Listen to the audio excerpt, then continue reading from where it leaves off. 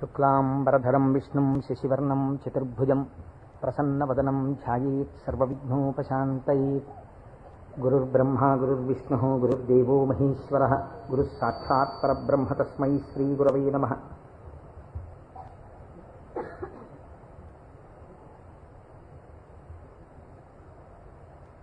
వ్యాసాయ విష్ణురూపాయ వ్యాసరూపాయ విష్ణవే నమో వై బ్రహ్మనిధయే వాసిష్ఠాయ నమో నమః. కూజంతం రామ రామేతి మధురం మధురాక్షరం ఆరుహ్య కవితాశాఖాం వందే వాల్మీకికోకిలం. శృతిస్మృతిపురాణానాం ఆలయం కరుణాలయం నమామి భగవత్పాదశంకరం లోకశంకరం. వాగర్ధావివ సంపృక్తౌ వాగర్ధప్రతిపత్తయే జగతః పితరౌ వందే పార్వతీపరమేశ్వరౌ. సూక్తిం సమగ్రయతున స్వయమేవ లక్ష్మీః శ్రీరంగరాజమహిషీమధురైఃకటాక్షైః. వైదగ్ధ్యవర్ణగుణగుంభనగౌరవైర్యాం కండూలకర్ణకుహరాः కవయోధయంతి. హైమోర్ధ్వపుండ్రమజహన్మకుటం సునాసం మందస్మితం మకరకుండలచారుగండం బింబాధరం బహుళదీర్ఘకృపాకటాక్షం. శ్రీవేంకటేశముఖమాత్మని సన్నిధత్తాం మనోజవం మరుతతుల్యవేగం జితేంద్రియం బుద్ధిమతాం వరిష్టం. వాతాత్మజం వనరయూధముఖ్యం శ్రీరామదూతం శిరసా నమామి. ఆపదామపహర్తారం దాతారం సర్వసంపదాం లోకాభిరామం శ్రీరామం భూయో భూయో నమామ్యహం. సింధూరారుణ విగ్రహాం త్రినయనాం మాణిక్యమౌళిస్ఫురత్తారానాయకశేఖరాం స్మితముఖీం ఆపీనవక్షోరుహాం. పాణిభ్యాం అడిపూర్ణరత్నచషకం రక్తోత్పలం బిభ్రతీం సౌమ్యాం రత్నఘటస్థరక్తచరణాం ధ్యాయేత్పరేదంబికాం. హరి ఓం. పరమేశ్వర స్వరూపమైన సభకి నమస్కారం. ఇది ఉత్తరాయణ పుణ్యకాలం. దక్షిణాయనం పూర్తయి మనం ఉత్తరాయణంలోకి ప్రవేశించాం. ఈ ఉత్తరాయణ పుణ్యకాలంలో శివనామం ఒక్కసారి పలికిన వారు ఎవరైనా ఉన్నారా అని గమనిస్తారట. అంత మహోత్కృష్టమైన కాలం. విశేషించి అదృష్టం ఏమిటంటే మనం ప్రతిరోజు ప్రదోష వేళలో ఈ ఉపన్యాసాన్ని ప్రారంభం చేస్తాం. ప్రదోష వేళ పార్వతీ పరమేశ్వరుల యొక్క అర్ధనారీశ్వర స్వరూపంగా శాస్త్రం భావన చేస్తుంది.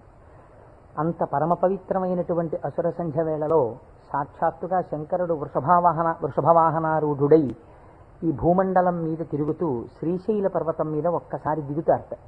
అందుకే సంధ్యారంభ విజృంభితం శృతిశిరస్థానాంతరాధిష్ఠితం సప్రేమ భ్రమరాభిరామమ సకృత్సద్వాసనాశోభితం భోగీంద్రాభరణం సమస్త సుమన పూజ్యం గుణావిష్కృతం సేవే శ్రీగిరి మల్లికార్జున మహాలింగం శివాలింగితం అంటారు. ఒక మద్ది చెట్టు నల్లుకున్నటువంటి మల్లెతీగని చూసినటువంటి శంకర భగవత్పాదులు పార్వతీదేవి చేత ఆలింగనము చేయబడిన పరమేశ్వర స్వరూపాన్ని శ్రీశైల పర్వత శిఖరముల మీద దర్శనం చేసినటువంటి మహోత్కృష్టమైన శ్లోకం అది. అటువంటి శివస్వరూపాన్ని మనం ప్రదోష వేళలో ప్రవచనంగా చేసుకునే ముందు శివపురాణం సామాన్యమైంది కాదు, చాలా పెద్ద గ్రంథం అది. అంత పెద్ద గ్రంథంలో మనకి ఉపయుక్తమైనవి ఉన్నాయి, చాలా జటిలమైనవి ఉన్నాయి. నిత్య జీవితంలో వాటిని అనుష్ఠానంలోకి తెచ్చుకోవడానికి అన్ని ఆశ్రమాలకి అలివి కానివి ఉన్నాయి. కనుక నేను అనుకున్నాను, శివాష్టోత్తర శతనామ స్తోత్రాన్ని ఉత్తరాయణ పుణ్యకాలం కనుక నేనేదో ప్రవచనం చేయడం కేవలం వినడం కాకుండా ప్రతిరోజు ఈ కార్డు పట్టుకుని వస్తే ప్రదోష వేళలో మనం ఇటువంటి దేవాలయంలో కూర్చుని చెప్పుకున్నటువంటి నామం 1,000,000 రెట్లు ఫలితం ఇస్తుంది. ఒక 30 రోజులో 40 రోజులో ఈ ప్రవచనాలు కొనసాగినప్పుడు మీరు ప్రతిరోజు ఈ నామాలు పలికారనుకోండి, 108 ఇంటూ 1,000,000 అంత నామం చేసినటువంటి ఫలితం మన ఖాతాలో ఈశ్వరుడు వేస్తాడు. దాని మీద వినడం శృణ్వం తపః, అది తపస్సు చేసినటువంటి ఫలితం అవుతుంది. ఉత్తరాయణ పుణ్యకాలంలో ఇంతకన్నా మనం చేసుకోగలిగినటువంటి మహద్భాగ్యం ఏముంటుంది? దీని మీద సుబ్రహ్మణ్యేశ్వర స్వామి వారికి ఇతపూర్వం నాకు తెలిసి కాకినాడ పట్టణంలో ఎన్నడూ జరగనంత అత్యద్భుతమైనటువంటి కార్యక్రమాన్ని మనం ఫిబ్రవరి 10, 11 తేదీలలో సుబ్రహ్మణ్యేశ్వర స్వామి వారి ఆవిర్భావము, తారకాసుర సంహారము, వల్లీ కళ్యాణము ఇవన్నీ శివపురాణాంతర్గతంగా వస్తాయి. ఇవన్నీ విన్న తరువాత 200 జంటలు పాలకావిళ్ళు ఎత్తి పట్టుకుని, కావిడి పట్టుకున్న వాళ్ళకి ఇంకా ఆచంద్రతారార్కం వంశాభివృద్ధి కోరికలు తీరుస్తానని పరమాత్మ ప్రకటించారు. ద్రవిడ దేశంలో అయితే కావిడి పట్టుకుని వెడుతుంటే సంతానము లేనటువంటి స్త్రీలు పడుకుని వారు దాటేటట్టుగా పడుకుంటారు. వారు దాటితే సుబ్రహ్మణ్యుడే దాటినట్టు. సంతానము కలగకుండా ఉన్నటువంటి ప్రతిబంధకము దానివల్ల తొలగిపోతుంది అని. అటువంటి ఉత్సవం నాకు తెలిసి జరగలేదు. పెద్దలు పూర్వం ఎవరైనా చేసి ఉండవచ్చు. అటువంటి ఉత్సవాన్ని మనం ఫిబ్రవరి 11వ తారీఖున చేసుకోబోతున్నాం ఇక్కడ. ఆ రోజున సుబ్రహ్మణ్య సంబంధంగా ఒక గొప్ప హోమం జరుగుతుంది. సుబ్రహ్మణ్యుడికి పాల కావిళ్ళు పట్టుకొచ్చిన కావిళ్లలో పాలతోటే అభిషేకం జరుగుతుంది. అదే రోజున స్వామివారికి సాయంకాలం వల్లీ కళ్యాణం జరుగుతుంది. బహుశా వల్లీ కళ్యాణం జరగడం అన్నది మనం చాలా తక్కువగా చూసాం. వల్లీ కళ్యాణం ఆ రోజు సాయంకాలం ఇక్కడ జరుగుతుంది. ఇది కాకుండా ఇంకా కొన్ని విశేష కార్యక్రమాలు ఇందులో మన జీవితాలు ధన్యమయ్యేటట్టుగా అనుసంధానం చేస్తాం. ఆయా ఘట్టాలు వచ్చినప్పుడు వాటిని మీకు ముందుగానే విజ్ఞాపన చేస్తాను. కనుక శివపురాణాన్ని మనం శివాష్టోత్తర శతనామ స్తోత్రంతో అనుసంధానం చేసుకుంటే ఈ ప్రవచనాలు అయిపోయిన తరువాత కూడా మీరు ఎప్పుడైనా ఇంటి దగ్గర కూర్చుని నామాలు చదువుకుంటుంటే మనస్సు తొందరగా రమిస్తుంది. ఎందుచేత అంటే శివో మహేశ్వర శంభు పినాకి శశిశేఖర అని చదవడం వేరు. శివ అనగానే మొదటి నామం దగ్గర మీకు కొన్ని విషయాలు జ్ఞాపకానికి వచ్చాయనుకోండి, మనస్సు ఏమవుతుందంటే అటు ఇటు వెళ్ళదు, అందులోకి వెళ్ళిపోయి ఏదో ఒక నామంలో ఒక ఘట్టం ఏదో మీకు జ్ఞాపకం వచ్చి దాని గురించి ఆలోచిస్తూ మీరు నామాలన్నీ చదివేశారనుకోండి, ఇప్పుడు మీరు 108 నామాలు దీక్షతో తపస్సుగా చేసిన ఫలితం వస్తుంది. అది అర్థం తెలియకుండా చదువుతున్నారనుకోండి, మనస్సు చించలమై ఎక్కడికో వెళితే నామం చెప్పిన ఫలితం ఉంటుంది, కానీ మనస్సు లగ్నం కాదు. మనస్సుని కూడా ఏకీకృతం చేసేటటువంటి ప్రయత్నంలో భాగంగా శివమహాపురాణాన్ని శివాష్టోత్తర శతనామ స్తోత్రంతో అనుసంధానం చేస్తే మనందరికీ ఎక్కువ ప్రయోజనకరంగా ఉంటుంది అని నాకు అనిపించింది. పైగా అందరూ చక్కగా ప్రదోష వేళలో శివనామం చెప్పేటటువంటి అదృష్టాన్ని పొందుతారనిపించింది. నేను అంటాను, మీరు కూడా అనండి. ఇది అయిన తర్వాత నేను ప్రవచనం ప్రారంభం చేస్తాను. ఇవాళే కాదు, ప్రతిరోజు. ఇవాళంటే కొద్దిగా మనకు ప్రారంభం కాబట్టి ఆలస్యం అయింది, రేపటి నుంచి అలా ఉండదు ఖచ్చితంగా. ఎందుకంటే ప్రదోష వేళలో ఈ నామాలు చదవాలి కాబట్టి 6:30 అయ్యేటప్పటికీ నామాలు చదవడం ప్రారంభం చేసేస్తాం. ఎందుకంటే ప్రదోష వేళలో చదివినటువంటి దాని ఫలితం మీరు శివమహాపురాణంలో విందురు గాని దాని శక్తి ఎలా వెళ్ళిపోతుందో చూద్దురు గాని. ధ్యాన శ్లోకం చెప్పండి. ధవళవపుషమిందోర్ మండలే సన్నివిష్టం భుజగవలయహారం భస్మదిగ్ధాంగమీశం మృగయ పరశుపాణిం చారు చంద్రార్ధమౌళిం హృదయ కమల మధ్యే సంతతం చింతయామి. శివో మహేశ్వర శంభు పినాకీ శశిశేఖర వామదేవో విరూపాక్షః కపర్దీ నీలలోహితః శంకరః శూలపాణిశ్చ ఖట్వాంగీ విష్ణువల్లభః శిపి విష్ణోంబికానాథః. శశి విష్ణు కాదండి, అది పొరపాటు పడింది. శిపి విష్ణోంబికానాథః శ్రీకంఠో భక్తవత్సలః భవః సర్వస్త్రిలోకేశః సితికంఠః శివాప్రియః ఉగ్రకపాలీ కామారీ అంధకాసురసూదనః గంగాధరో లలాటాక్షః కాలకాలః కృపానిధిః భీమః పరశుహస్తశ్చ మృగపాణిర్జటాధరః కైలాసవాసీ కవచీ కఠోరస్త్రిపురాంతకః వృషాంకో వృషభారూఢో భస్మోద్ధూళిత విగ్రహః సామప్రియః సర్వమయః త్రైమూర్తిరనీశ్వరః సర్వజ్ఞ పరమాత్మా చ సోమసూర్యాగ్నిలోచనః హవిర్యజ్ఞమయః సోమః పంచవక్త్రః సదాశివః విశ్వేశ్వరో వీరభద్రో గణనాథ ప్రజాపతిః హిరణ్యరేతా దుర్ధర్షో గిరిశో గిరీశో నగః భుజంగభూషణో భర్గో గిరిధన్వీ గిరిప్రియ కృత్తివాసాః పురారాతిః భగవాన్ ప్రమదాధిపః మృత్యుంజయః సూక్ష్మతనుః జగద్వ్యాపీ జగద్గురుః వ్యోమకేశో మహాసేనః మహాసేన జనకశ్చారు విక్రమః రుద్రో భూతపతిస్థాణుః అహిర్భూజ్ఞో దిగంబరః అష్టమూర్తిరనేకాత్మా సాత్విక శుద్ధ విగ్రహః శాశ్వత ఖండ పరశుః అజపాశ విమోచకః మృఢ పశుపతిర్దేవో మహాదేవో వ్యయో హరిః పూషదంతభిదవ్యగ్రో దక్షాధ్వర హరోహరః భగనేత్రభిదవ్యక్తః సహస్రాక్ష సహస్రపాత్ అపవర్గ ప్రదోనంతః తారక పరమేశ్వరః ఏవం శ్రీశంభుదేవస్య నామ్నామస్తోత్తరం శతం శ్రీ శివాష్టోత్తరశతనామస్తోత్రం సమాప్తం.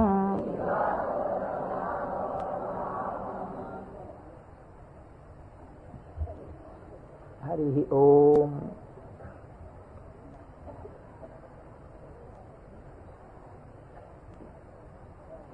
శివ అన్న శబ్దమే చాలా గొప్పది. ఈ శివాష్టోత్తర శతనామ స్తోత్ర ప్రారంభం కూడా శివశబ్దంతో ప్రారంభమైంది. ఆ పురాణము కూడా శివ మహాపురాణము అని శివశబ్దంతో ప్రారంభమైంది. శివశబ్దాన్ని అమరకోశం వ్యాఖ్యానం చేసింది. అమరకోశం అంటే మనకి సాధికారికమైనటువంటి గ్రంథము. చిత్రం ఏమిటంటే దాన్ని రచించినటువంటి వారు జైనుడు. అమరసింహుడు అనబడేటటువంటి ఒక జైనుడు ఆయన అమరకోశాన్ని రచించి దానితో పాటుగా అనేక గ్రంథాలని రచించారు. కానీ వారు శంకర భగవత్పాదాచార్య స్వామి వారితో వాదనకి దిగినప్పుడు శంకరుల చేతిలో ఓడిపోయారు. ఓడిపోయినప్పుడు ఆయనకి బాధ కలిగింది. నేను శంకరాచార్యుల వారి చేతిలో ఓడిపోయాను కనుక నేను రచించినటువంటి గ్రంథములన్నీ కూడా పనికిమాలినవైపోయాయని ఆయన ఆ గ్రంథములన్నింటినీ తగలబెట్టేశారు. తగలబెట్టేసినప్పుడు శంకర భగవత్పాదాచార్య స్వామి వారికి తెలిసి, వారు బహు కారుణికులు, కారుణ్యమూర్తి శంకరులంటే, వారు గబగబా వచ్చి, ఎంత పని చేశావయ్యా, గ్రంథాలను ఎందుకు తగలబెట్టేశావు అని ఉన్న ఒకే ఒక గ్రంథం, మిగిలిపోయినటువంటి గ్రంథం అమరకోశం. అమరకోశానికి ఉన్నటువంటి గొప్పతనం ఏమిటంటే అది మన సనాతన ధర్మములకు సంబంధించినటువంటి నామముల విషయంలో ఏ పక్షపాతం లేకుండా చక్కగా శృతి ఎలా ప్రతిపాదించిందో, స్మృతులు పురాణములు ఎలా ప్రతిపాదించాయో తాత్వికమైనటువంటి విషయాల్ని, నామములకు అనేకమైన విషయములకు ఉండేటటువంటి అర్థాలని అలా ప్రతిపాదన చేశాడు అమరసింహుడు. దాన్ని అమరకోశము అని పిలుస్తారు. మనం ఏదైనా ఒక విషయాన్ని ప్రతిపాదన చేసే ముందు సాధారణంగా ఒక్కసారి అమరకోశాన్ని చూస్తూ ఉంటారు. శివశబ్దాన్ని అమరకోశం వ్యాఖ్యానం చేసింది. శివ అన్న మాటని ఏ విధంగా మనం అర్థం చేసుకోవలసి ఉంటుంది అంటే, అమరకోశంలో దాని గురించి అనేక రకాలైనటువంటి అర్థాలు చెప్పారు. అసలు ఈ అర్థం ఏమిటో మీకు తెలిస్తే తప్ప, లేదా నాకు తెలిస్తే తప్ప, మనం దాని గురించి కొద్దిగా అర్థం చేసుకునే ప్రయత్నం చేస్తే తప్ప అసలు శివ అనేటటువంటి నామానికి ఉన్న అర్థం తెలియదు. ఎందుకంటే శివ శివ అని రెండు శబ్దములు మనకి లోకంలో నానుడిలో ఉన్నాయి. శివ అంటే శంకరుడు, శివ అంటే పార్వతీదేవి, ఆయన యొక్క శక్తి స్వరూపం. శివ అంటే అమరకోశం అంటుంది శామ్యతి పరమానంద రూపత్వ నిర్వికారో భవతీతి శివ. నిర్వికారుడై, నిర్వికారుడు అంటే మనకి వికారములు ఉంటాయి. నేను తరచూ మీకు ప్రస్తావన చేస్తుంటాను. ఈ జగత్తులో ఉన్నటువంటి సమస్త ప్రాణులకు, సమస్త జీవులకు 6 వికారములు ఉంటాయి. ఇవి షడ్వికారములు అంటారు. కాలములో ఏదైనా వచ్చిందనుకోండి, దానికి పుట్టినటువంటి తేదీ అని ఒకటి ఉంటుంది. పుట్టిన తేదీ అన్నది పడినది అంటే మీరు ఒకటి గుర్తుపెట్టుకోవాలి, అది షడ్వికారములకు లోనైపోతుంది. ఈ భావన మీ మనస్సులో బాగా రూఢమైందనుకోండి, బాగా పూనుకుందనుకోండి, అసలు సగానికి సగం లోకం పట్ల ఉండేటటువంటి తాదాత్మ్యత తగ్గిపోతుంది. ఇది కేవలం వినడానికి విన్నారనుకోండి, దీని వలన వచ్చేటటువంటి ప్రయోజనం తక్కువగా ఉంటుంది. ఇది బాగా లోపల జీర్ణమైందనుకోండి, మీకు అనేక విషయాలు అర్థం అవుతాయి. మీరు ఒక్కసారి గమనించండి, షడ్వికారములలో ఇక పూర్వం మీరు ఆ వస్తువుని చూడలేదు, కానీ ఆ వస్తువు, ఆ ప్రాణి, ఆ జీవుడు ఒకానొక కాలమునందు ఈ లోకములో పుట్టింది. కాబట్టి ఇప్పుడు దానికి జన్మము అన్న తేదీ ఒకటి వచ్చింది కాలంలో. సరే, కాలం అన్నది యథార్థమా అంటే బీజస్యాంతరివంకురో జగదిదం ప్రాంగ్ నిర్వికల్పం పునః మాయా కల్పిత దేశకాల కలనా వైచిత్ర చిత్రీకృతం అన్నారు శంకరాచార్యులు వారు. ఆ తత్వ పరిశీలనాన్ని పక్కన పెడితే ఒక జన్మ తేదీ ఉంది. ఈ జన్మ తేదీలో ఒక ప్రాణి కనపడగానే శాస్త్రం అంది 6 విషయాలు గుర్తుపెట్టుకో. ఇక పూర్వము లేనిది పుట్టినది. పుట్టినది మీరేమనాలి? ఎవరో పిల్లాడు పుట్టాడు, వాడు ఏడుస్తున్నాడు. పిల్లాడు ఉన్నాడండి. పుట్టిన పిల్లాడు ఏడవలేదు. అయ్యో ఏమిటి పిల్లాడు ఏడవట్లేదు అని కదిపి చూశారు. కదిపి చూస్తే డాక్టర్ గారు వచ్చారు, స్టెప్ పెట్టారు, ఊపిరి తీయట్లేదు, నల్లగా అయిపోయి ఉన్నాడు. అయ్యో అమ్మా, నీకు మృత శిశువు జన్మించాడు అన్నాడు. కాబట్టి పుట్టినది. అసలు రెండో వికారం ఉంటుంది, ఉన్నది భవతి అనగా ఈ లోకములోకి వచ్చినప్పుడు అది ఉన్నది. అసలు ఉన్నది అని మీరు అనాలంటే అక్కడే శివ శబ్దం ప్రారంభం, మంగళత్వం. ఉన్నది. ఉన్నది అలాగే ఉండాలా? అలా ఉండదు, పెరగాలి. పెరిగినది. పెరిగినది పెరుగుతూ వెళ్ళిపోతుందా? నేనున్నాను, ఎవరి మీదో ఎందుకు పెట్టి చెప్పాలి? కోటేశ్వరరావు అనబడేటటువంటి ఈ శరీరం ఒక డేటు, ఈ డేట్ చెప్తే ఏమవుతుందంటే అదో పుట్టినరోజు అనుకుని చాలా మంది పాపం ఇచ్చేసి చాలా అలవాటు చేస్తున్నారు. అందరూ భయం వేస్తుంది నాకు ఆ డేట్ చెప్పడానికి. ఏదో 14/7/1959కి ముందు ఈ శరీరం లేదు. 14/7/1959లో ఈ శరీరం వచ్చింది. కాబట్టి ఈ శరీరం వచ్చినది ఉన్నది, ఏడిచింది అమ్మ కడుపులోంచి వచ్చి. అలాగే ఉందా? మా అమ్మ కడుపులోంచి వచ్చినప్పుడు ఎలా ఉన్నానో అలా ఉన్నానా? పెరిగినది. అబ్బో, ఎంత ధ్వజస్తంభం అంత పెరిగిపోయింది ఈ శరీరం. పెరిగినది. ఇది ఇలా పెరుగుతూ ఉంటుందా? ఉండదు, తరిగినది. మీరు నన్ను ఒక 20 సంవత్సరాల తర్వాత చూశారనుకోండి, ఇది తరిగిపోతుంది. ఈ శరీరం వడిలిపోయి క్షీణించిపోవడం ప్రారంభమైపోతుంది. తరిగినది. తర్వాత ఆయనేనా ఈయన అనవలసి వస్తుంది, మార్పు చెందినది. బాగా క్షీణించిపోయి ఇప్పుడున్నంత శరీరం ఉండదు. అయ్య బాబోయ్, అప్పుడు ఎంత ఉండేవారండి మనిషి, ఆయన ఈయన అటుకంత అయిపోయారండి అంటాం. కాబట్టి మార్పు చెందినది, తరిగినది. ఇంకా కొంతకాలం అయిపోయిన తర్వాత నశించిపోయినది. ఇది శరీరం అంత్యేష్టి సంస్కారం చేయబడిపోతుంది. కాబట్టి ఈ 6 వికారములు సమస్త ప్రాణులకు ఉండి తీరుతాయి. జన్మ తేదీ ఉన్నది, చిట్ట చివరి వికారమునకు కూడా సమయం ఉన్నది. ఈ మధ్యలో ఈ 6 వికారములు నడుస్తుంటాయి. ఈ 6 వికారములన్నవి లేనిది ఎవరైనా ఉన్నదా? ఉన్నది. అలా ఉన్నదేదో అదే శివ. అది కాలములో పుట్టలేదు, కాలములో పెరగలేదు, కాలములో ఉండలేదు, కాలములో తరగదు, కాలములో నశించదు. ఎవరి నుండి వచ్చినదో, ఎవరి ఎందు పెరిగినదో, ఎవరి ఎందు లయించిపోతున్నదో వాడు మాత్రం అలా ఉండిపోతున్నాడు.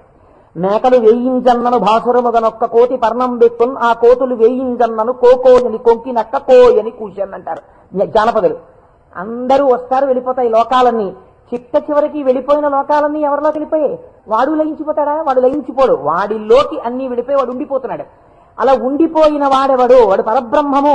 వాడికి శాశ్వతుడు, వాడికి కదలిక లేదు. వాడు ముందున్నాడు, చివరా ఉన్నాడు. అలా ఉన్నవాడెవడో వాడు నిర్వికారుడు. వాడికి వికారములు లేవు. వాడికి వికారం లేదు కాబట్టి వాడు ఎలా ఉంటాడు? వాడి జుట్టు తెల్లబడదు కదండి, వాడికి ముసలితనం లేదు, కాలము లొంగదీయలేడు. కాబట్టి ఇప్పుడు వాడు నిత్య యవ్వనుడు. అందుకే శివుడి గురించి చెప్పినా, అమ్మవారి గురించి చెప్పినా మనం ఏం చెప్తామంటే నమశివాభ్యాం నవయవ్వనాభ్యాం అంటాం. ఈ శ్లోకం మా ముత్తాత గారు చెప్పారు, అప్పుడు నవయవ్వనులే వాళ్ళు. మా తాతగారు చెప్పారు, అప్పుడు నవయవ్వనులే వాళ్ళు. మా ముత్తాత గారు వెళ్ళిపోయారు, మా తాతగారు వెళ్ళిపోయారు, మా తండ్రి గారు చేశారు కొంతకాలం ఆ శ్లోకాలు, మా తండ్రి గారు వెళ్ళిపోయారు. ఇప్పుడు నేను చేస్తున్నాను. నేను చెప్పిన నమశివాభ్యాం నవయవ్వనాభ్యాం పరస్పరాశ్లిష్టవపుద్ధరాభ్యాం. అదేమిటంటే మా ముత్తాత గారు, తాతగారు, తండ్రి గారు, నేను 4 తరాలు మారిపోయా, ఇంకా నవయవ్వనాభ్యామేనా? ఆ శ్లోకం మార్చద్దా? వృద్ధాప్యం రాదా? రాదు. ఎందుకు రాదు? మీరు కాలమునకు వశులై కాలమునందు మార్పు మీకు వస్తుంది. కాలస్వరూపములో మీ యందు మార్పులు తెచ్చేవాడెవడున్నాడో వాడు మార్పునకు అతీతుడుగా సాక్షిగా ఉన్నాడు. కదిలే వస్తువుకి కదలని వస్తువు ఆధారమై ఉంటుంది. మీరు బాగా జ్ఞాపకం పెట్టుకోండి. కదిలే వస్తువుకి గడియారానికి ఉన్నటువంటి పెంజూలం ఊగాలనుకోండి, పెంజూలంని పట్టుకున్నటువంటి స్ప్రింగ్ ఊగకూడదు. స్ప్రింగ్ కూడా ఊగడం మొదలెట్టింది అనుకోండి, ఇంకేంటి అలా ఊగదు. స్ప్రింగ్ నిలకడగా ఉంటుంది, పెంజూలం ఊగుతూ ఉంటుంది. ఒక కదిలే వస్తువుకి ఒక కదలని వస్తువు ఎప్పుడూ కూడా ఆధారమై ఉంటుంది. వికారములు కలిగిన జగత్తుకు ఏది వికారములకు అతీతమై ఉన్నదో అది ఆధారమై ఉన్నది. దాని యందే ఈ సమస్త జగత్తు పుట్టి పెరిగి లయించుచున్నది. అటువంటిదేదో అది వికారాతీత స్థితి కలిగినటువంటి పరబ్రహ్మము. దానిని నువ్వు ఒక నామవాచకంతో పిలవాలనుకుంటే శివ అని పిలవవచ్చు. కాబట్టి ఇప్పుడు శివశబ్దం ఎవరిని చెప్తోంది? పరబ్రహ్మాన్ని చెప్తోంది. ఇప్పుడు ఆయన ఎలా ఉంటారు? నిర్వికారమై నిరంజనమై. ఇదే కదండి శివకవచం మాట్లాడుతుంది. పూర్వభాగంలో ఆయన యొక్క స్థితిని ఆయన ఎలా నిర్వికారుడై ఉంటాడో చెప్తుంది. ఇటువంటి పరమాత్మ స్వరూపం మీ కన్నులకు కనపడుతుందా?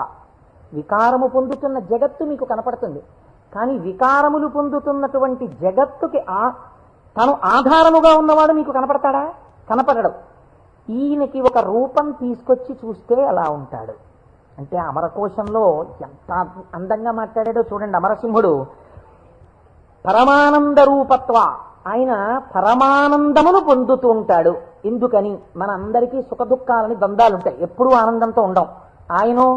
ఆయనకి వికారాలు ఏమీ లేవు, అందుకని ఆయన ఎప్పుడూ పరమానందంతో ఉంటాడు. ఎక్కడుంది పరమానందం?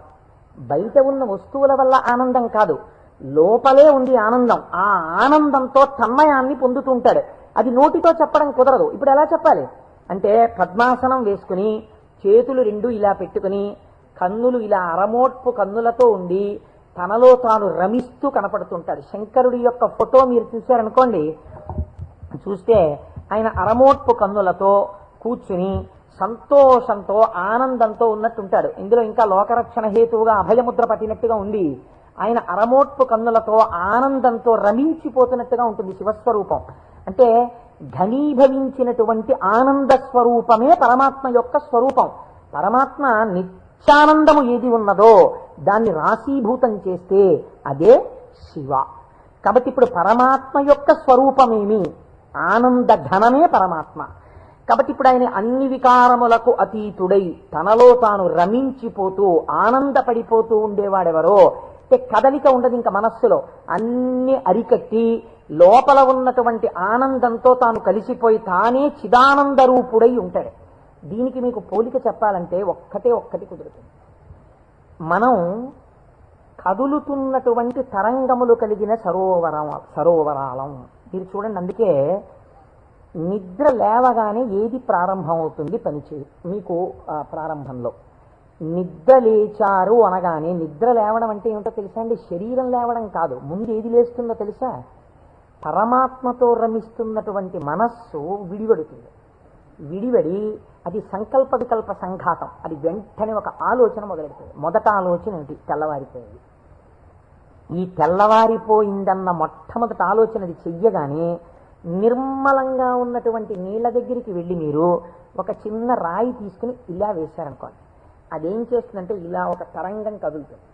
కదిలి అలా వెడుతుంది. ఇది ఒక్కటే వెళ్ళదు, ఇది వెడుతూ ఇంకో తరంగాన్ని తయారు చేస్తుంది, ఇంకో తరంగాన్ని తయారు చేస్తుంది. అలా కదులుతూ తరంగాలుగా ఒక కదలిక రాగానే ఇంకో కదలిక వస్తుంది. తెల్లవారిపోయింది, ఇవాళే నువ్వు శివమహాపురాణం మొదలెట్టాలి, ఇవాళే నువ్వు ఫలానా వాళ్ళ ఇంటికి వెళ్ళి ఒక్కసారి ఆశీర్వచనం చెయ్యాలి, చూసావా తెల్లవారిపోతుంది గబగబా సంధ్యావందనం చెయ్యాలి. ఒకదాని వెనక ఒకటి సంకల్పాలు వచ్చేస్తాయి. ఇవి సుఖములకు దుఃఖములకు కూడా హేతువులు అవుతుంటాయి. ఈ సంకల్పాతీతుడై సంకల్పములు దేనిలోంచి పుడుతున్నాయో అది తానై నిరంజన స్వరూపమై ఆనంద ఘనమై కూర్చున్నవాడెవరో వాడు పరమాత్మ, వాడు శంకరుడు. కాబట్టి శివుడు ఆయన ఇక్కడే సమస్తాన్ని చూస్తుంటాడు. అటువంటి ఆనంద ఘనమునకు శివ అని పేరు. ఇప్పుడు దీనివల్ల మీకేం తెలుస్తోంది? మనుష్య జన్మ యొక్క చిట్ట చివరి ప్రయోజనం ఏమి? ఆ ఆనందము మీరే అగుట. అటువంటి ఆనంద స్వరూపులుగా మీరు మారడమే మనుష్య జన్మ యొక్క ప్రయోజనం. దానికే మోక్షము అని పేరు. కాబట్టి ఇప్పుడు అటువంటి మోక్షస్థితిని పొందాలనుకున్న వాళ్ళకి ఎవరు ఆరాధ్య దైవము? శివుడే. కాబట్టి శివయోకోధ్యేయ శివంకర. కాబట్టి ఏమండి మీరు చెప్పింది బాగుంది, కానీ మేము గృహస్థాశ్రమంలో ఉన్నాం కదా, మాకు భార్య బిడ్డలు ఉన్నారు కదా, మాకు సంకల్పాలు ఏవి వద్దు అని మేమందరం కూడా ఇలా ముక్కు మూసుకుని లేచిన దగ్గర నుంచి ఏదో సంధ్యావందనం చేసుకుని ఒక పూజా మందిరంలో ఇలా కూర్చుండిపోతే, మనస్సుని అంతర్ముఖం చేసే ప్రయత్నం చేస్తూ ఏదో లోపల ఉన్నటువంటి ఆ వస్తువుని కనిపెట్టే ప్రయత్నం చేస్తూ మేము ఉండిపోతే నా భార్య పరిస్థితి ఏమిటి, నా పిల్లల పరిస్థితి ఏమిటి? అసలు మరి గృహస్థాశ్రమంలో ఉండి కొన్ని కోరికలంటూ ఉంటాయి కదా, మరి తప్పదు కదా.